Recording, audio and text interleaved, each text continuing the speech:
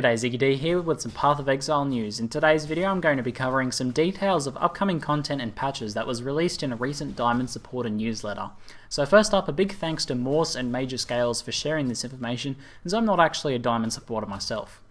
So first up we have regular content patches. Carl, who wrote the newsletter to the Diamond supporters, said that as we are settling into open beta we have learned many things, including that we need a regular disciplined content patch releases. This means that they're taking a more scheduled approach to patches and that they plan on including new game content in addition to any balance changes or bug fixes that they make. So the first of these is going to be 0.10.2, which is scheduled for March 6th. Following that will be 0.10.3, which is penciled in for March 13th, so it looks like pretty much every week there. I imagine that they'll continue on in this fashion in the future as well. These first two patches are going to be focusing on getting into the game some of the longest waiting Diamond supporter unique items.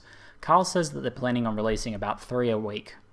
Not included in this particular newsletter, but something we already know from other developers talking on streams and things, is that these regular patches are also going to start including new skills and support gems. Probably at least 1 per week, as their goal seems to be to release about 4 of those per month.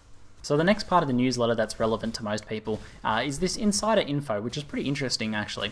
This talks about the design of game content in Path of Exile, especially uniques.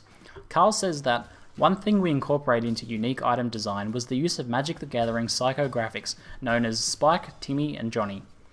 For those of you who aren't familiar with Magic the Gathering like I wasn't before I read about it, I'll explain it now because it's pretty interesting and relevant to us. Basically, each one of the following names, Timmy, Johnny, and Spike, refers to a mindset or approach to gaming that a lot of gamers possess. For a bit of fun, try and figure out which one is closest to you as I explain them. So Timmy is the power gamer. He likes doing massive damage, blowing things up, and having the most exciting experience possible. This generally fits most newer players who don't have a full grasp of the depth of a certain game, or who simply aren't interested in getting into theory crafting very much. Johnny is the combo gamer. He's all about finding different combinations and synergies within a system to best express his creativity. Johnny has a better understanding of the complexity of the game, and as such is able to look at deeper interactions and how each skill would affect the others. These sorts of players will choose skills and uniques that they can create an entirely unique build around. Finally, Spike is the tournament gamer, and he gets the most enjoyment out of winning. Spike players will research builds and find the one that's the most efficient and powerful for the type of gameplay experience they want. Spikes understand the importance of min-maxing, and any way they can improve their efficiency and get ahead is good to them.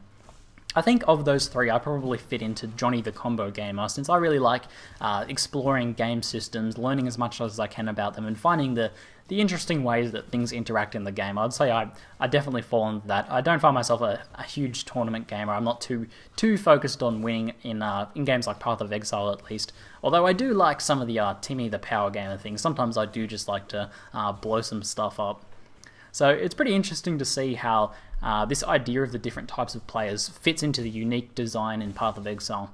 For Timmy, the devs are going to make flashy uniques that do a lot of damage and have cool extra effects like added gore. For the Johnnies, they're going to make less all-round good items that instead enable specific builds and create interesting choices in skill interactions, so the theory crafting type uniques. And finally, for the Spike players, the devs will make uniques that are simply the best in slot for certain builds, and that just offer a great competitive advantage to min-max players. So just one more thing before I close off this particular video. I just wanted to know that in today's patch 0.10.1f, the one interesting change was that they added a ladder of the season reward points to the site. They said that they'll soon be announcing the prizes that the top 20 players will receive this season. So what this means is that in addition to the unique skin uniques that you can get by earning a certain amount of points, the top 20 players are also going to be receiving other rewards. So it's pretty interesting to see. I'm pretty interested to see what those will actually be, whether they'll be like currency rewards or whether they'll be other better uniques or something like that. So look forward to that.